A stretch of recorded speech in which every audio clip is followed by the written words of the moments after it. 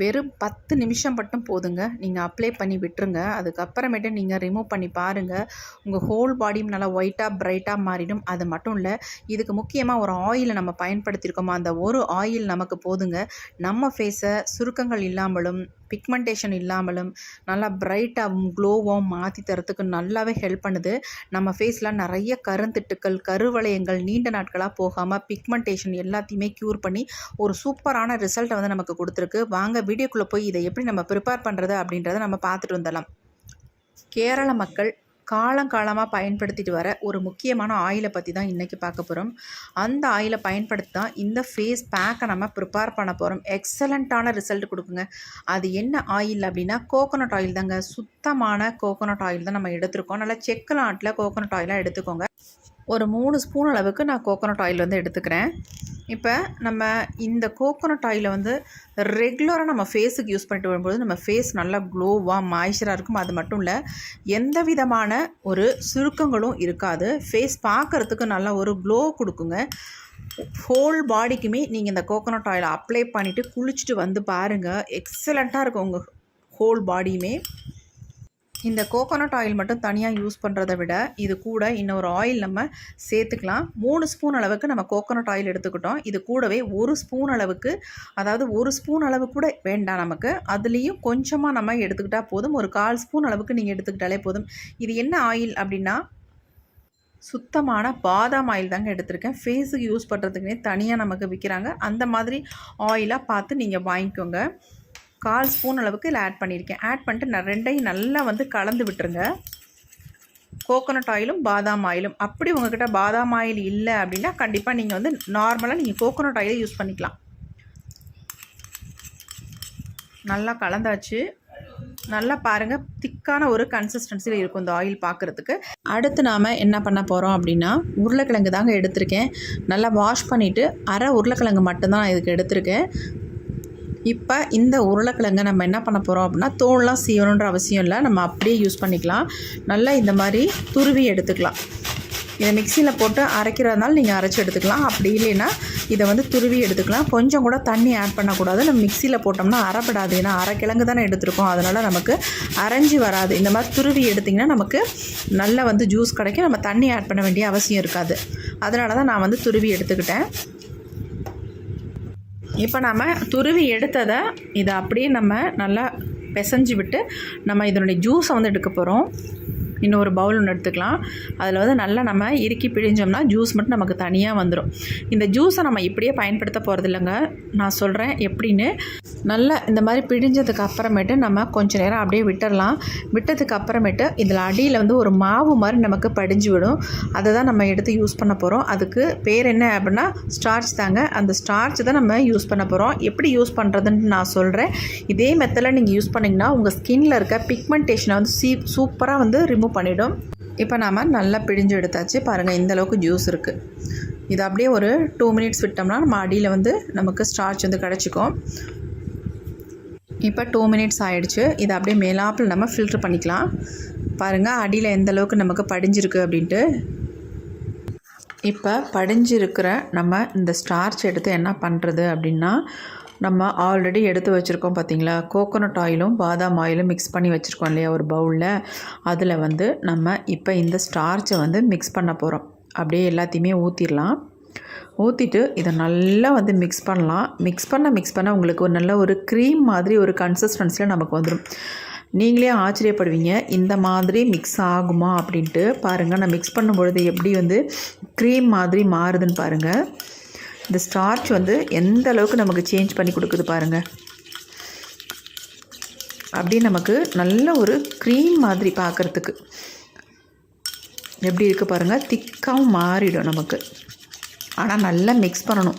நல்லா வந்து முதல்ல மிக்ஸ் ஆகணும். அப்போ தான் இது வந்து ஒர்க் அவுட் ஆகும் நமக்கு. இப்போ நல்லா மிக்ஸ் பண்ணியாச்சு. மிக்ஸ் பண்ணதை நம்ம அடுத்து என்ன பண்ண போகிறோன்றதை பார்த்துடலாம். அப்படியே எடுத்து நம்ம ஒரு ஓரமாக வச்சுட்டு இப்போ நம்ம இந்த மாதிரி ஒரு பேன் ஒன்று நம்ம எடுத்துக்கலாம். இதில் வந்து சேர்க்க போகிற ஒரு முக்கியமான பொருள் என்ன அப்படின்னா மஞ்சள் பொடி தாங்க. இந்த மஞ்சள் பொடி வந்து நான் குழம்புக்கு சேர்க்குற மஞ்சள் பொடி சேர்க்கலை. இது வந்து கஸ்தூரி மஞ்சள் தூள். அதனால் நான் வந்து கொஞ்சமாக தான் ஆட் பண்ணியிருக்கேன். கஸ்தூரி மஞ்சள் யூஸ் பண்ணும்பொழுது உங்களுக்கு ரொம்ப பெனிஃபிட்ஸ் இருக்குது. அது மட்டும் இல்லை, ஒரு சிலருக்கு வந்து மஞ்சள் கலரில் ஃபேஸ் வந்து மாறும் அப்படின்றதுனால நான் மஞ்சள் பொடி வந்து கஸ்தூரி மஞ்சள் பொடி தான் ஆட் பண்ணியிருக்கேன். எனக்கு வந்து ஃபேஸில் இந்த மஞ்சள் நிறம் பிடிக்குன்றதுனால நான் வந்து கஸ்தூரி மஞ்சளை ஆட் பண்ணிக்கிட்டேன். இப்போ இது கூட வந்து நம்ம காஃபி பவுடர் வந்து ஆட் பண்ணிக்கலாம். ஒரு ஸ்பூனில் ஒரு அரை ஸ்பூன் மட்டும் காஃபி பவுடர் இதில் ஆட் பண்ணிட்டேன். இப்போ இது ரெண்டையும் நல்லா நம்ம மிக்ஸ் பண்ணி விட்டுட்டு நம்ம அப்படியே அடுப்பில் வச்சு நல்லா ஃப்ரை பண்ணி எடுக்க போகிறோம். அதாவது இது கருப்பாக மாறிடக்கூடாது, அந்தளவுக்கு இதை வந்து ஃப்ரை பண்ணி எடுத்துக்கலாம். ஓரளவுக்கு காஃபி பவுடர் நிறத்துக்கே இந்த மஞ்சள் பொடியும் சேஞ்ச் ஆகி வரணும். அந்தளவுக்கு நம்ம இதை வந்து ஃப்ரை பண்ணி எடுத்துக்கலாம். லைட்டாக இந்த மாதிரி லோ ஃப்ளேம்லேயே வச்சு நம்ம ஃப்ரை பண்ணோம்னா நமக்கு வந்து கரெக்டாக வரும். ஹையில் வச்சிட்டிங்கன்னா அப்படியே அடி பிடிச்சி கருகி போயிடும். அதனால் அந்த மாதிரி வச்சுக்க வேண்டாம். இப்போ நமக்கு ஓரளவுக்கு ரெடி ஆகிடுச்சு பாருங்கள். இது ஆறுனதுக்கு அப்புறமேட்டு நம்ம இதை எப்படி யூஸ் பண்ணுறதுன்னு நான் சொல்கிறேன். இப்போ நம்ம ரெடி பண்ணி வச்சுருந்த அந்த கோகோனட் ஜெல்லை வந்து நம்ம எடுத்துக்கலாம். அதில் வந்து நம்ம மஞ்சள் பொடியும் காஃபி பவுடரும் ஃப்ரை பண்ணியிருந்தோம் இல்லையா, அந்த பொடியை வந்து இதில் வந்து ஆட் பண்ணிவிட்டு நல்லா வந்து கலந்து விட்டுருங்க. இது வந்து எப்படின்னா கலக்கும்போது நமக்கு ஸ்க்ரப் மாதிரி இருக்கும். ஆனால் கொஞ்சம் நேரத்துக்கு அப்புறம் நல்ல ஒரு க்ரீம் மாதிரி நமக்கு வந்துடும். நம்ம ஃபேஸில் அப்ளை பண்ணுறதுக்கு நல்ல ஒரு ஸ்மூத்தான கன்சிஸ்டன்சிக்கு வந்ததுக்கப்புறம் நம்ம இதை அப்ளை பண்ணிக்கலாம். நல்லா மிக்ஸ் பண்ணணும். நல்லா இது வந்து அந்த கோகோனட் ஆயிலில் வந்து நல்லா வந்து ஊறி வரும்பொழுது நமக்கு நல்ல ஒரு க்ரீம் பதத்துக்கு வந்துடும். பாருங்களேன், நான் மிக்ஸ் பண்ண கொஞ்சம் திக்கான கன்சிஸ்டன்சிக்கு வந்துடும். பாருங்கள் இந்த அளவுக்கு நல்லா திக்காக மாறிடுச்சு. நல்லா ஊறுது இல்லையா, அதனால் நல்லாவே திக்காக மாறிடும். இப்போ இது கூட வந்து நம்ம ஆட் பண்ணுறது வந்து நல்லா திக்கான கெட்டியான தயிர் வந்து ஒரு ஸ்பூன் அளவுக்கு ஆட் பண்ணிக்கோங்க. ஆட் பண்ணி இதை நல்லா மிக்ஸ் பண்ணோம்னா நமக்கு ஒரு க்ரீமியான கன்சிஸ்டன்சியில் வந்துடும். இப்போ இதை நல்லா மிக்ஸ் பண்ணிக்கலாம். நம்ம இதில் வந்து தயிர் ஆட் பண்ணதே தெரியக்கூடாது, அந்தளவுக்கு நல்லாவே மிக்ஸ் பண்ணிடணும். உங்களுக்கு அப்படியே மிக்ஸ் பண்ண முடியல அப்படின்னா மிக்சியில் போட்டு நல்லா ஒரு ஓட்டிட்டிங்கன்னா சூப்பராக க்ரீம் மாதிரி வந்துடும். ஆனால் அந்தளவுக்கு தேவை இருக்காது. பாருங்கள் எப்படி க்ரீமாக மாறிடுச்சு பாருங்கள். இதை நம்ம ஃபேஸில் அப்ளை பண்ணுறதுனால நம்ம ஃபேஸில் இருக்க டெட் செல்ஸ் எல்லாம் ரிமூவ் பண்ணும், டேனெல்லாம் ரிமூவ் பண்ணும். அது மட்டும் இல்லைங்க, உங்கள் ஃபேஸ் வந்து ரொம்ப ட்ரையாக இருக்குது, வரன்னு அதனால் ஒரு மாதிரி சுருக்கங்களாக இருக்குது அப்படின்னா இதை ஒரு டைம் நீங்கள் யூஸ் பண்ணாலே ஒரு மாதத்துக்கு உங்கள் ஃபேஸ் வந்து நல்ல மாய்ஸ்சராக இருக்கும். கண்டிப்பாக இதை வந்து ரெகுலராக யூஸ் பண்ணலாம், எந்த விதமான சைட் எஃபெக்ட்டும் இல்லை. இப்போ இந்த க்ரீமை வந்து என்னுடைய ஃபேஸில் நான் அப்ளை பண்ணி லைவாக ரிசல்ட் காட்டுறேன் பாருங்கள். நீங்களே அசந்து போயிடுவீங்க, அந்தளவுக்கு செம்ம ரிசல்ட் கொடுத்துருக்கு. இப்போ வாங்க இதை எப்படி அப்ளை பண்ணுறது, எப்படி நம்ம ஃபேஸில் ரிசல்ட் பார்க்குறது அப்படின்றத பார்த்துட்டு வந்துடலாம். இப்போ நம்ம க்ரீமை வந்து ஃபேஸில் அப்ளை பண்ண போகிறோம். அப்ளை பண்ணுறதுக்கு முன்னாடி எப்போவுமே நம்ம ஃபேஸை வந்து கிளியராக வச்சதுக்கு அப்புறமேட்டு தான் நீங்கள் ஃபேஸில் எந்த பேக்காக இருந்தாலும் அப்ளை பண்ணணும். இந்த மாதிரி ப்ரஷ் வச்சு அப்ளை பண்ணிக்கோங்க.